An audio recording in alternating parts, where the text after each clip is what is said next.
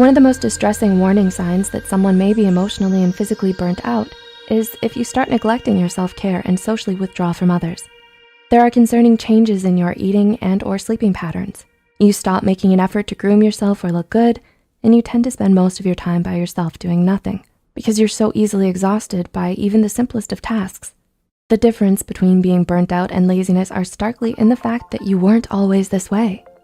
And number 6, these changes happened gradually. Finally, but perhaps most importantly, something you should know about burnout is that it develops in stages. So all of the points mentioned before, losing interest and motivation, especially in things we used to love, feeling detached from yourself and disconnected from everything around you, socially withdrawing and neglecting your self-care, won't just happen overnight.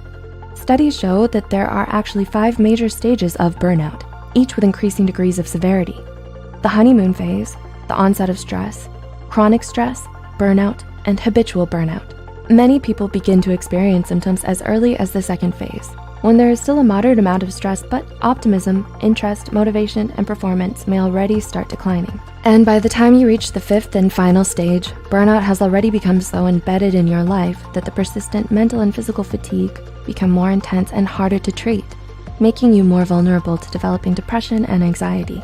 Spotting the signs of burnout early makes it all the more easier for you to get help and recover from it. That's why it's so important to raise awareness about burnout instead of simply dismissing it as laziness, like most people tend to do. So if you or anyone you know may be suffering from mental or emotional burnout, please don't hesitate to reach out to a mental health care professional today and talk to them about it. If you find this video helpful, be sure to hit the like button. Feel free to leave a comment down below with your thoughts, experiences, and suggestions, and share it with those out there battling the haze of burnout.